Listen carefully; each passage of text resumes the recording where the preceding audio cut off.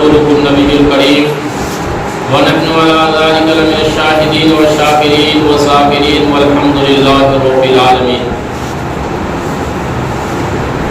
برادران ملت اسلامیہ، دور و نزدیک سے آنے والے تمام مسلمان بھائی، بزرگوں، دوستوں، ہم عمر کے ساتھیوں، عزیز بچوں، السلام علیکم ورحمۃ اللہ وبرکاتہ۔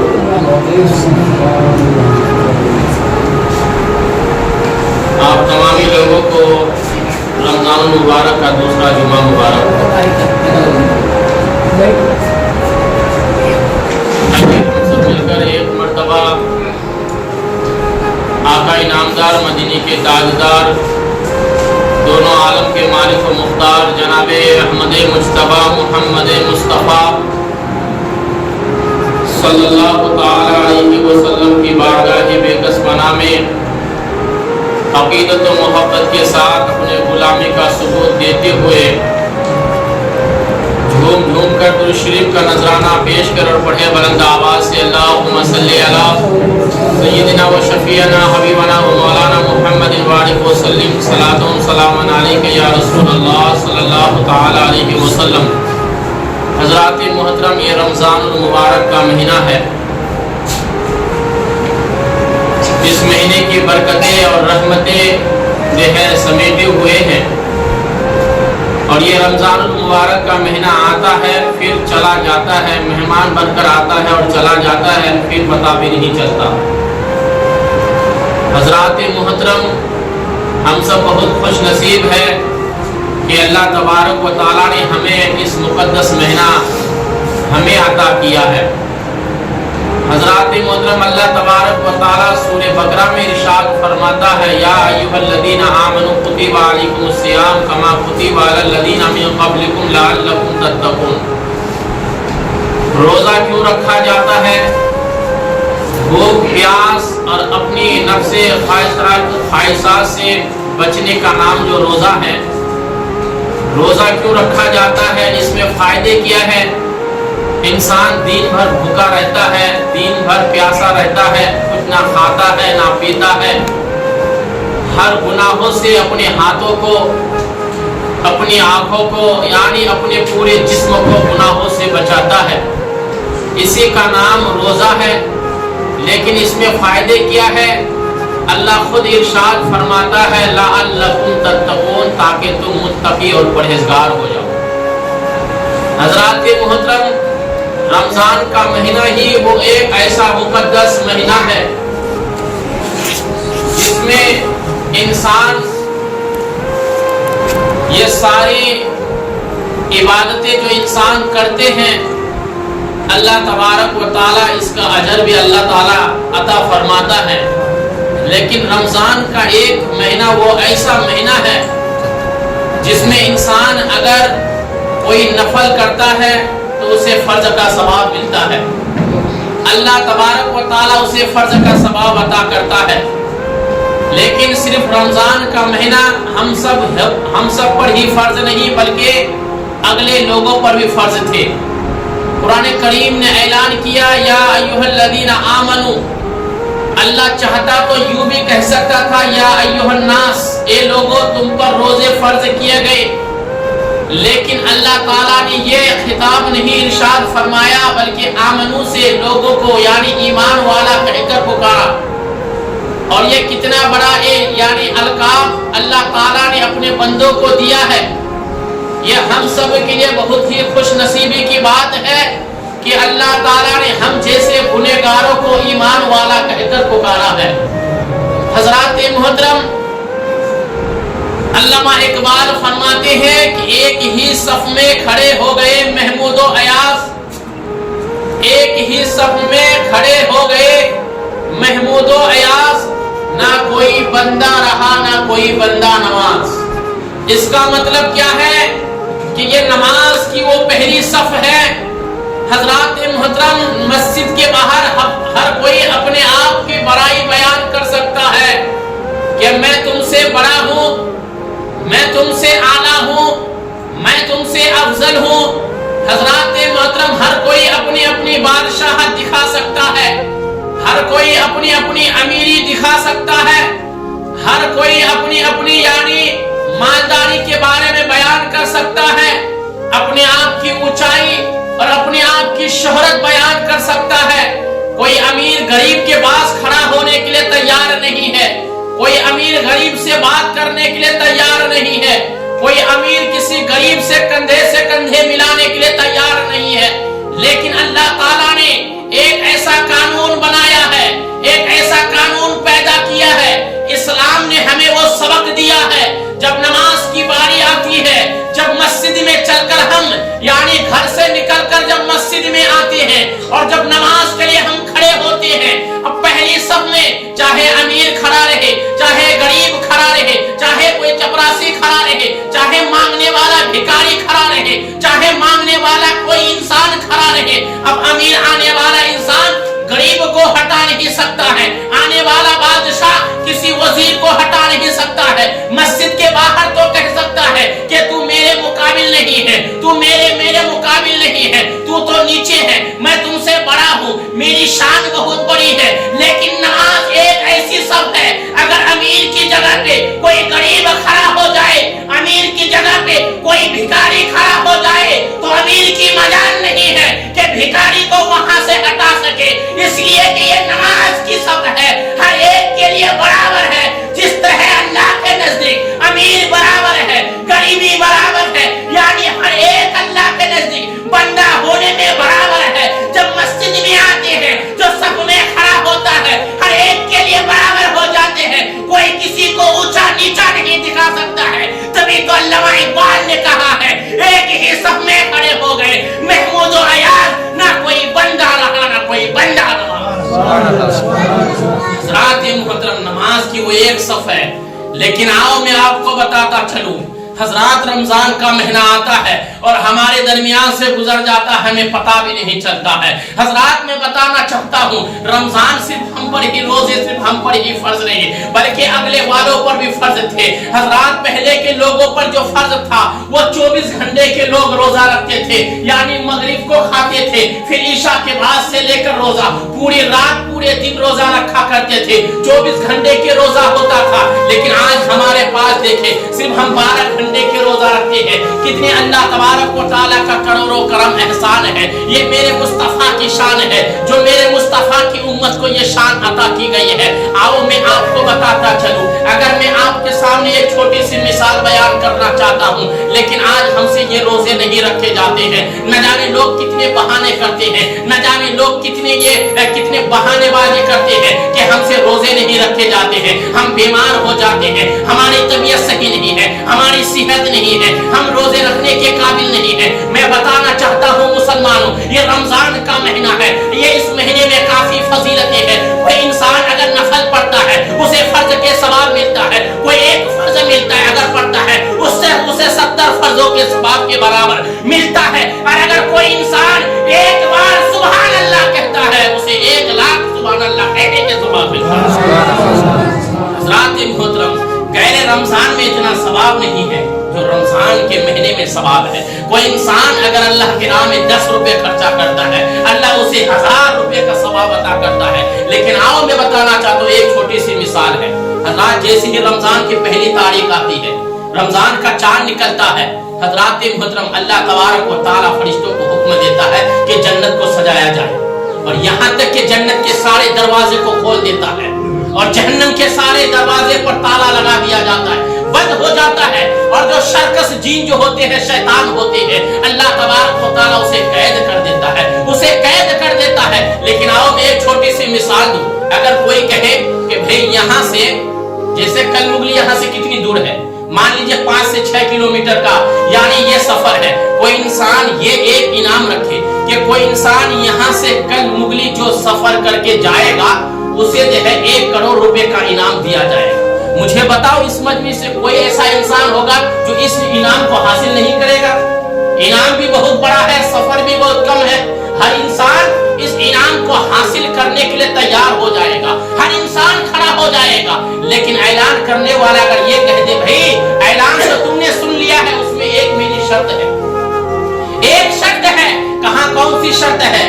کہا یہ شرط ایک یہ ہے کہ انعام بھی بڑا ہے اور सफर भी कम है, लेकिन इस रास्ते के दरमियान एक शेर होगा, जो उस शेर को पार होके तुम्हें जाना पड़ेगा। तो मुझे बताओ, इनमें से कोई तैयार होगा? कौन अपनी जान को खतरे में डालेगा? कौन उसके मुकाबला कर पाएगा? शेर के मुकाबला कोई नहीं कर पाएगा। सबके सब ठंडे होकर बैठ जाएगा, सब ठंडे होकर बैठ जाएगा। लेकिन अगर ऐलान करने वाला ये कहे, चलो मैं इस शेर को कुछ दिन के लिए बंद कर देता हूँ, कुछ दिन के लिए बंद करता, अब तो तुम ये सफर कर लोगे। अब बताओ, अगर कोई इंसान इसमें सफर नहीं करेगा तो उस इंसान के लिए बदनसीब और गुनहगार कौन हो सकता है कि सफर भी बहुत कम है, इनाम भी बहुत बड़ा है, और शेर को भी कैद कर दिया है कि कुछ दिन के लिए कैद कर दिया है, फिर भी ये इनाम हासिल करने के लिए कोई इंसान तैयार नहीं होता है। इसी तरह बिला तमसील व तमहील अल्लाह कहता है, मैंने तुम्हारे दरमियान एक रमजान का महीना दिया है, इसमें सारी इनामतें हैं, इसमें सारे फजल है, इनाम पाओगे, रोजा रखोगे इनाम पाओगे, इस महीने के अदब करोगे इनाम पाओगे। लेकिन अल्लाह ताला कहता है, ये जो रास्ता जा रहा है बिल्कुल जन्नत की तरफ जा रहा है, इस रास्ते पर चलोगे तुम्हें जन्नत मिल जाएगी, जन्नत का परवाना मिल जाएगा, तुम जन्नत में दाखिल हो जाओगे। लेकिन अल्लाह कहता है, बंदे इसी रास्ते में एक कुछ दे है, शैतान कुत्ते भी मैंने खड़ा कर दिया है, शैतान कुत्ते भी मैंने खड़ा कर दिया है। अब बताओ, हम शैतान का मुकाबला कर सकते हैं? इसलिए नहीं कर सकते हैं क्योंकि शैतान हमें देखता है, हम शैतान को देख नहीं पाते। हाँ, शैतान हमें देखता है लेकिन हम शैतान को देख नहीं पाते हैं। फिर शैतान के मुकाबला हम कैसे करें? तो हज़रत मोहतरम मेरे नबी फरमाते हैं, आका फरमाते हैं, तुम शैतान को देख नहीं पाते हो, शैतान तुम्हें देख रहा है। अब ऐसे को आवाज दो जो शैतान को देखता है और शैतान उसे नहीं देखता है। यानी अल्लाह को आवाज दो, अल्लाह की मदद तलब करो और अल्लाह को आवाज दो। और अल्लाह के रसूल फरमाते हैं, ला हौल वला कुव्वत इल्ला बिल्लाहिल अलील अज़ीम पढ़ा करो। जब तुम ये पढ़ोगे शैतान तुम्हारा रास्ता छोड़ देगा, शैतान तुम्हारा रास्ता छोड़ देगा। अब फिर अल्लाह ताला कहता है कि मेरे बंदे तुम्हारे लिए मुकद्दस महीना नाज़िल किया है, इसमें इस रास्ते में यानी कुछ शैतान कुत्ते भी होगा। फिर अल्लाह कहता है कि मैंने कुछ दिनों के लिए इस शैतानों को मैंने कैद कर दिया है, अब आराम से रोजा रखो। हज़रात मोहतरम, इस रमजान के महीने में यानी शैतान को और शरकस जीन को कैद कर दिया गया है। फिर भी इंसान अगर रोजा नहीं रखेगा, उससे बड़ा बदनसीब कौन होगा जो इस महीने में इनाम भी हासिल नहीं करना चाहेगा और इसमें जो फजीलतें हैं वो फजीलत से अपने आप को मालामाल नहीं करना चाहेगा। हज़रात मोहतरम, आओ मैं आपको बताता चलूं, अब इस महीने के अदब व एहतराम क्या है। आज इस महीने के अदब व एहतराम भी हम भूल गए हैं।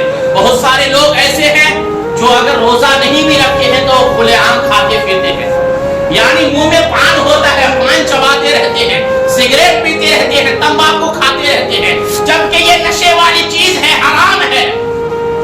हज़रात मोहतरम, इंसान खुलेआम खाते और फिरते रहते हैं, लेकिन जो इंसान इस महीने का अदब व एहतराम करता, अल्लाह ताला उसे क्या आदर देता है, आओ जरा सुनिए। हज़रात मोहतरम, शहर बुखारा एक शहर का नाम है।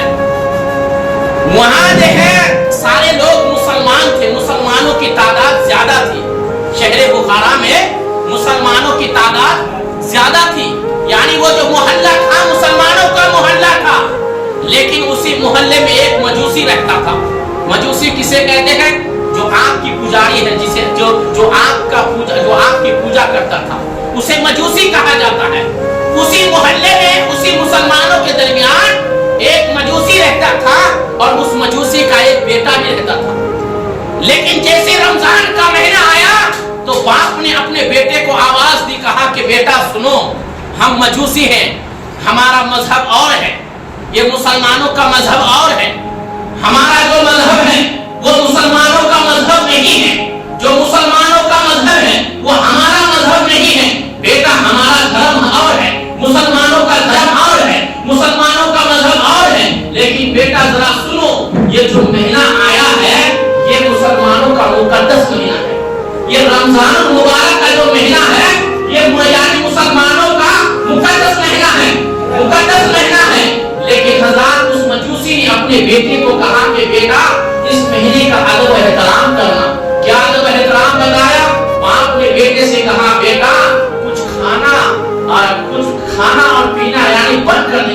के सामने नहीं खाना, क्योंकि अगर बेटा तुम खाओगे तो मुसलमानों के दिल में तकलीफ होगी, क्योंकि बेटा इस महीने में मुसलमान खाते नहीं है, पीते नहीं है, पूरे दिन भूखे प्यासे रहते हैं, वो रोजा रखते हैं, इस महीने की अदब-ओ-एहतराम करते हैं, लेकिन बेटा को पूरे इस महीने में खाना नहीं, पीना नहीं, अदब-ओ-एहतराम करना, अगर खाना ही है तो मुसलमानों के सामने नहीं, छुप कर खाना। ये बाप ने अपने बेटे को कहा, लेकिन बच्चा था, नादान था, कुछ मालूम नहीं था, लेकिन वो बेटा बाजार गया और बाजार जाने के बाद कुछ वो बच्चे ने कोई चीज खरीदी और बच्चा खाना शुरू कर दिया।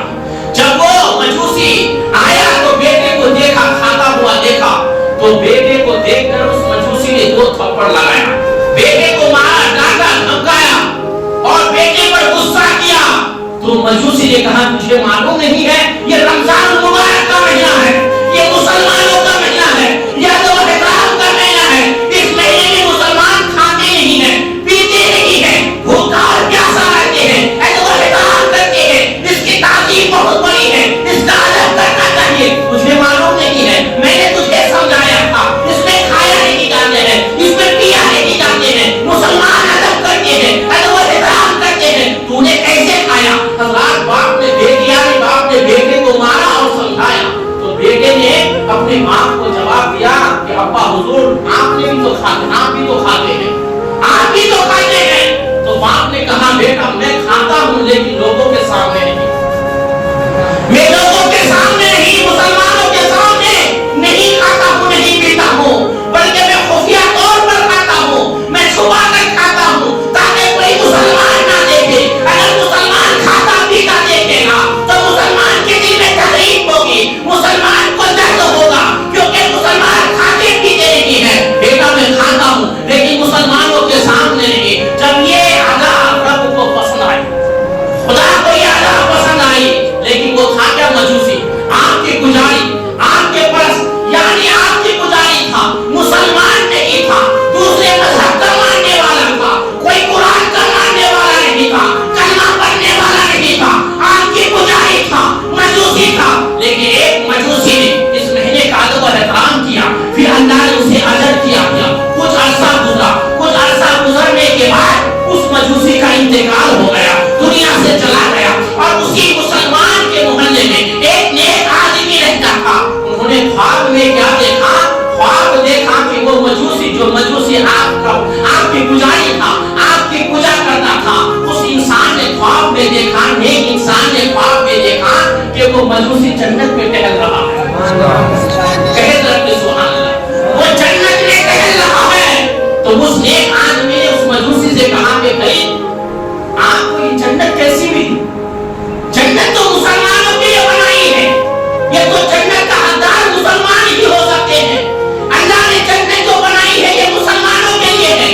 तुम तो मुसलमान नहीं थे, तुम तो एक मजूसी थे, तुम तो एक आग की पुजारी थे, तुम तो आग की पूजा करते थे, तुम्हारा मजहब कोई और था, हमारा मजहब कोई और था, लेकिन तुम्हें ये जन्नत कैसे मिली? तुम जन्नत में कैसे दाखिल हो गए? हज़रात ने मतलब जो नेक इंसान ने उस मजूसी से कहा, तो उस मजूसी ने कहा ये बात सही है, ये जो जन्नत है मुसलमानों के लिए है, लेकिन अल्लाह ताला ने मुझे ये जो मेरे ऊपर करम फरमाया है, अल्लाह ने मुझे जो जन्नत में दाखिल किया है, मेरे पास कोई अमाल नहीं था, मैं मुसलमान नहीं था, लेकिन ऐसा करम हुआ, मरने से पहले अल्लाह ने मुझे ईमान की दौलत अता की, मरने से पहले अल्लाह ने मुझे ईमान की दौलत तो यानी ईमान की दौलत अता की, और मैं मुसलमान यानी मरने से पहले अल्लाह ने मुझे कलमा पढ़ने की तौफीक अता की, फिर मैं कलमा पढ़ा, ईमान लेकर आया था, इस्लाम में दाखिल हुआ था, फिर ये मर्तबा अल्लाह ने मुझे अता किया। फिर वो मजूसी ने कहा ये मर्तबा मुझे कैसे मिला? आओ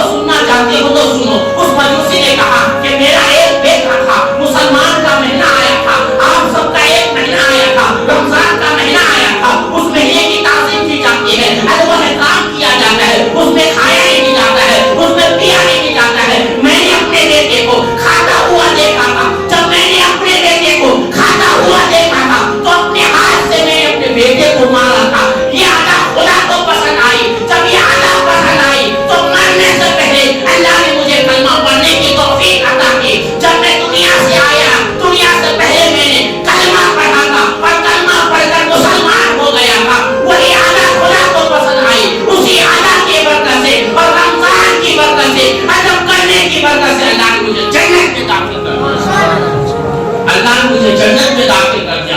اب ذرا سوچو صحیح، ایک مجوسی انسان اگر رمضان کا مہینے کا ادب و احترام کرے تو اللہ اسے جنت عطا کرتا ہے، جنت میں داخل کر دیتا ہے۔ اب کوئی انسان اگر مومن ہے، پہلے سے مسلمان ہے، اگر وہ ادب و احترام کرے گا اللہ اسے کتنا اجر عطا فرمائے گا، اللہ اسے کیا کیا نہیں عطا کرے گا۔ ہمارے پاس مانگنے کے لیے تو کچھ ہے، ہم مانگنے کا ہمیں طریقہ معلوم نہیں ہے، ہمیں طریقہ معلوم نہیں ہے، ادب و احترام کس طرح کرنا چاہیے ہم بھول گئے ہیں۔ لیکن رمضان کا مہینہ ہے، ہم کھاتے پیتے ہیں، ہم کھاتے پیتے پورے عام گھومتے رہتے ہیں، پھر بھی اس مہینے کی ادب و احترام نہیں کرتے ہیں۔ نوجوانوں سے کہنا چاہوں گا اس جوانی کو غنیمت جانو، جب یہ رمضان کا مہینہ ملا ہے، یہ ایک مہینہ ہمارے پاس مہمان بن کر آئے ہیں، اگر بھی کرو رمضان کے مہینے روزے بھی رکھو اور ساتھ ساتھ نماز تراویح بھی پڑھا کرو۔ حضرات محترم، جب انسان یہ ساری چیزیں کرتا ہے اللہ تبارک و تعالیٰ، اور ایک بات ہے اگر کوئی انسان رمضان کے مہینے میں قرآن کی ایک حرف پڑھتا ہے اللہ تعالیٰ اسے 10 یعنی ایک حرف پڑھتا ہے تو اللہ اسے 10 نیکی عطا کرتا ہے ایک حرف کے بدلے میں۔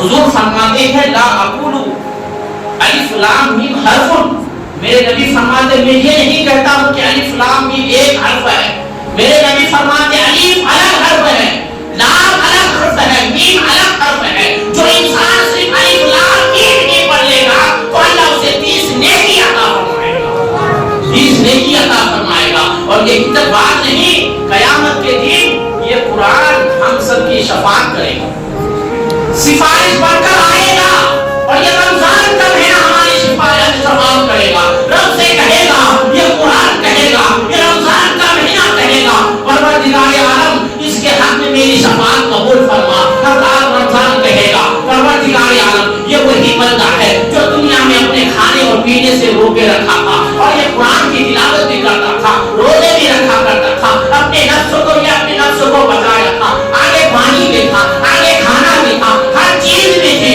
لیکن یہ انسان کھاتا نہیں تھا، پیتا نہیں تھا، اور یہ ڈرتا تھا، اپنے نفس کو بچایا تھا۔ جب انسان اس طرح کرتا ہے قیامت کے دن قرآن اس کی شفاعت کرتا ہے، رمضان اس کی سفارش کرتا ہے۔ حضرات یہ تو بتائیے کتنا بڑا انعام ہے، کتنا بڑا انعام ہے، لیکن آج ہم اس انعام کو چھوڑ دیے ہیں۔ آج انسان نماز پڑھے گا تو اسے جنت ملے گی، کوئی صدقہ خیرات کرے گا تو اسے جنت ملے گی، اللہ اسے جنت دے گا۔ کوئی انسان زکات دے گا اللہ اسے جنت دے گا، کوئی انسان اگر قرآن کی تلاوت کرے گا اللہ اسے جنت دے گا۔ یعنی جتنی عبادتیں ہیں جو بھی کرے گا اللہ اس کا بدلہ دے گا۔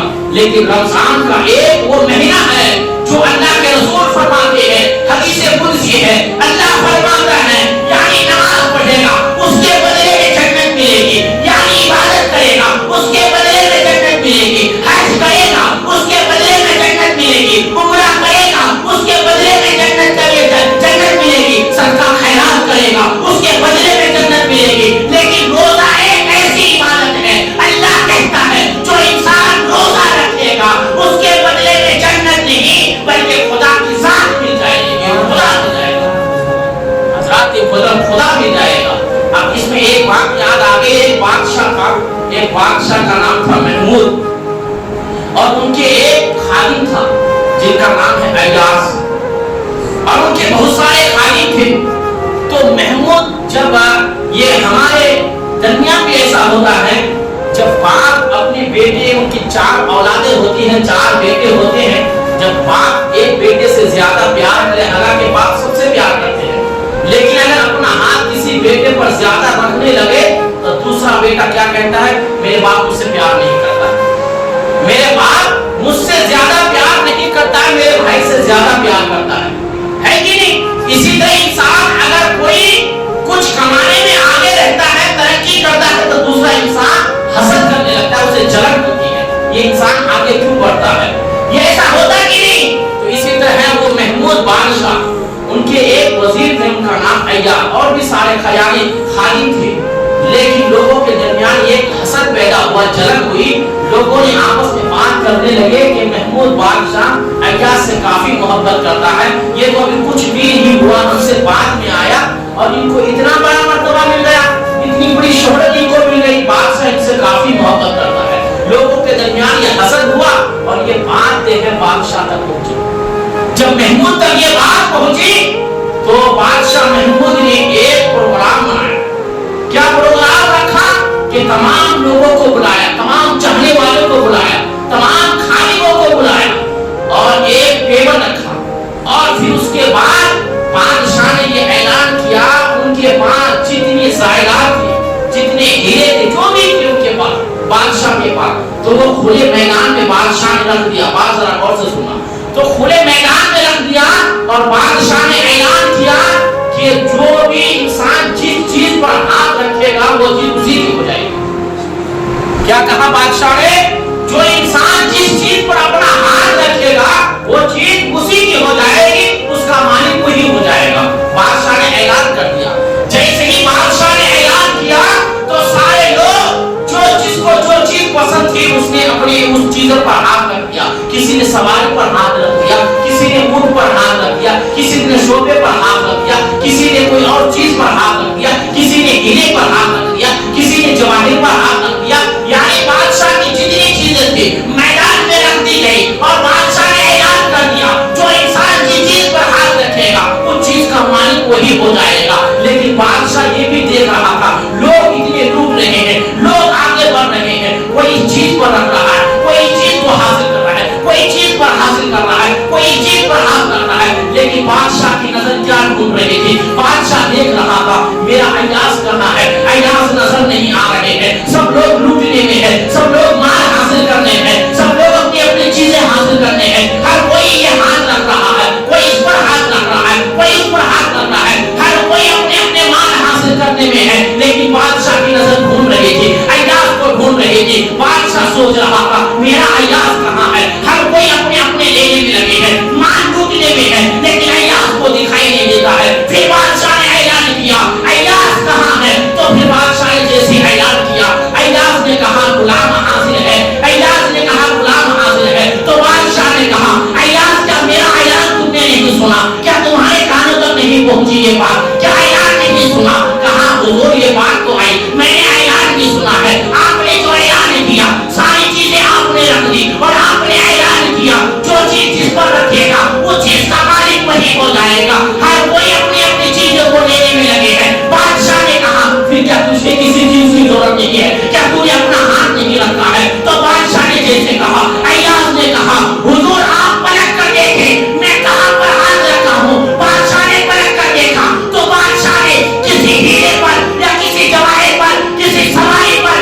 کسی اور چیز پر ہاتھ نہیں رکھا. بادشاہ نے یعنی وزیر نے اگر ہاتھ رکھا تو بادشاہ کے پیٹھ پر اپنا ہاتھ رکھا تھا. بادشاہ کے پیٹھ پر اپنا ہاتھ رکھا تھا. ایاز نے کسی چیز پر اپنا ہاتھ نہیں رکھا. ایاز نے کہا حضور آپ پلٹ کر دیکھیں. ایاز نے آپ کی پیٹھ پر اپنا ہاتھ رکھ دیا ہے, اپنا ہاتھ رکھ دیا ہے. بادشاہ نے کہا کیا مطلب؟ تو ایاز نے کہا حضور یہ ساری چیزیں آپ نے رکھی ہے اور اعلان کر دیا ہے جو چیز جس پر اپنا ہاتھ رکھے گا اس کا مالک وہی ہو جائے گا. تو اس ساری مایا ساری چیزوں کا مالک آپ ہے. تو میں نے ساری چیزوں پر ہاتھ نہیں رکھا, جو ایک چیز کے مالک ہے میں نے اس پر ہی اپنا ہاتھ رکھ دیا. جب مالک میرا ہو گیا تو ساری چیز میری ہو گئی. جب مالک میرا ہو گیا تو ساری چیز میری ہو گئی. اس لیے اللہ کہتا ہے نماز پڑھو گے جنت ملے گی, حج کرو گے جنت ملے گی, عمرہ کرو گے جنت ملے گی, صدقہ خیرات کرو گے جنت ملے گی, سجدہ کرو گے جنت ملے گی, اور عبادت کرو گے جنت ملے گی. لیکن اللہ کے رسول فرماتے ہیں, حدیث قدسی ہے, اللہ فرماتے ہیں, اللہ فرماتا ہے جو عبادت کرو گے اس کے بدلے میں جنت ملے گی, جنت ملے گی. لیکن روزہ ایک ایسی عبادت ہے جو انسان روزہ رکھے گا صرف جنت ہی نہیں بلکہ خدا کی ذات مل جائے گی, مالک کی جنت. اس لیے یہ رمضان کا مہینہ بہت ہی مقدس مہینہ ہے, ادب و احترام کا مہینہ ہے. ہمیں چاہیے اس مہینے کی ادب و احترام کریں, کیونکہ یہ مہمان بن کر آتا ہے پھر کب چلا جاتا ہے پتا بھی نہیں چلتا ہے. ایک مہینہ ہی تو ہے, 11 مہینے ہمارے لیے اللہ نے ہمیں چھوڑ دیا ہے, کھانے پینے کے لیے رکھ دیا ہے, آزاد رکھا ہے. اللہ تعالیٰ ایک مہینہ تم سے طلب کرتا ہے, کہتا ہے بندہ ایک مہینہ میرے لیے ہے, 11 مہینہ تیرے لیے ہے. 11 مہینہ تو کھاتا ہے, 11 مہینہ تو پیتا ہے, ایک مہینہ میرا حکم مان لو.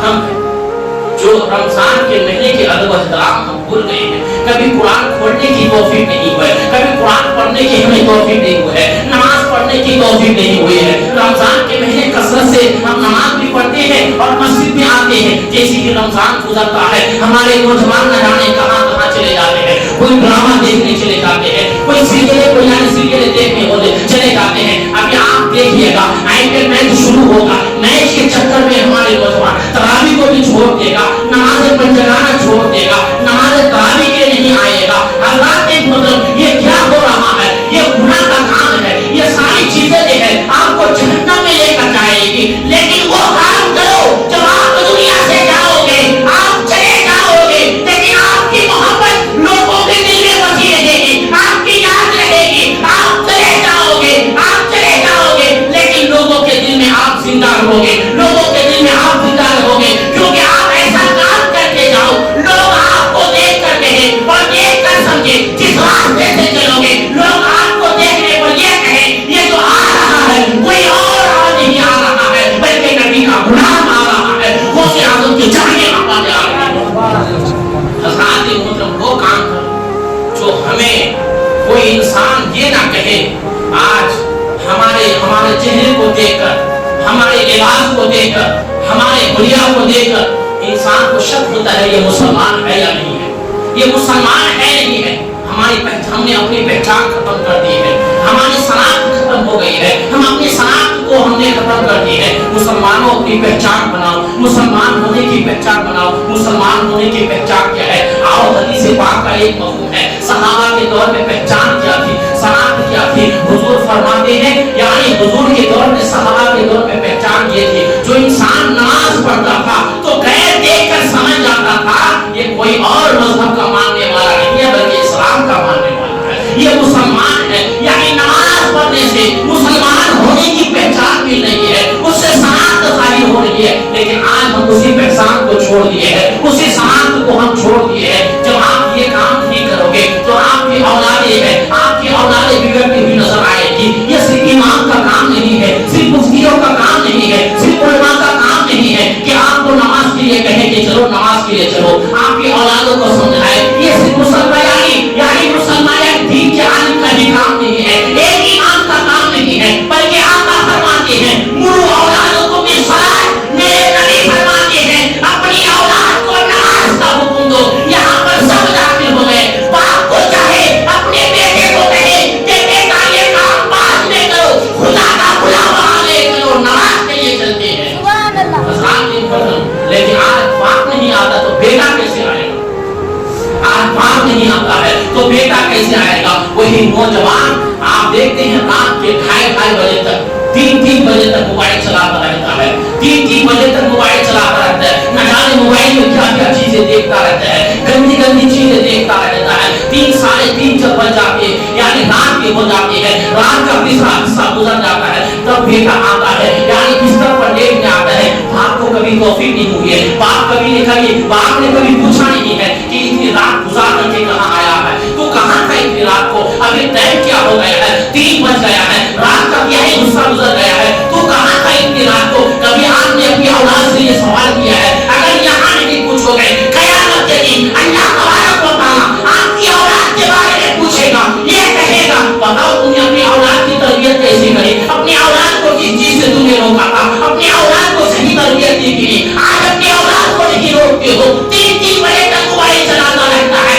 लेकिन जब फजर की आज़ान होती है वही काम फैला के सोता रहता है। बाप ने कभी अपने बेटे को नहीं कहा है कि तू रात के 3 बजे से 3 बजे तक मोबाइल चलाता रहा, अभी खुदा का बुलावा आ गया है तो काम फैला के सो रहा है, ये काम फैलाना छोड़ दे, खुदा का बुलावा आ गया, चलो मस्जिद की तरफ नमाज पढ़ने के लिए चलो।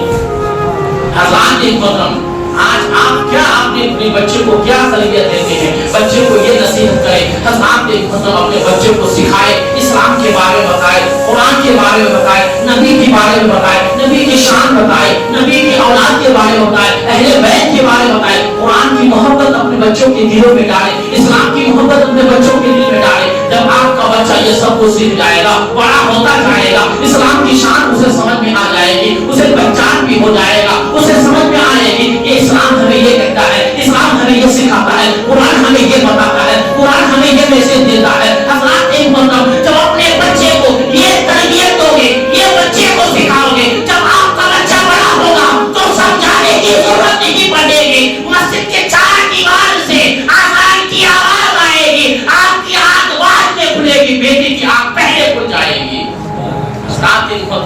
ہمیں چاہیے اپنے بیٹے کو صحیح تربیت دے اور اپنے بیٹے کو اسلام اور قرآن کے بارے میں نبی کی سیرت کے بارے میں نبی کے اولاد کے بارے میں نبی کے خاندان کے بارے میں یہ سب کچھ اپنے بیٹے کے دل میں ڈالے آج ہمارا بیٹا بگڑتا ہوا کیوں نظر آتا ہے آج اسلام کے لباس کو چھوڑ کر اسلامی طریقوں کو چھوڑ کر آج اسلام جو مسلمان کے بچے ہیں وہ انگریز کا طریقہ اپنایا ہے انگریز کے طریقے پر چلتا کیوں ایسا ہوا ہے کیونکہ آج ہمارے گھر میں اسلام نہیں ہے آج ہمارے گھر میں مسلمان ہونے کی کوئی پہچان نہیں ہے ہم نے مسلمان ہونے کی اپنی پہچان چھوڑ دی ہے اس لیے اپنے گھر میں وہ چیزیں پیدا کرو اسلام کی شان بلند کرو اسلام کا طریقہ اپناؤ جب آپ کے گھر میں یہ چیزیں آئے گی قسم خدا کی آپ کی جو اولاد ہے وہ انگریز کا طریقہ نہیں اپنائے گی بلکہ آپ کی اولاد جو جب بھی اپنائے گی نبی کی سیرت بھی اپنائے گی حضرات اس لیے اللہ کہتا ہے یا ایھا الذین آمنوا کتب علیکم الصیام کما کتب علی الذین من قبلکم لعلکم تتقون اے ایمان والو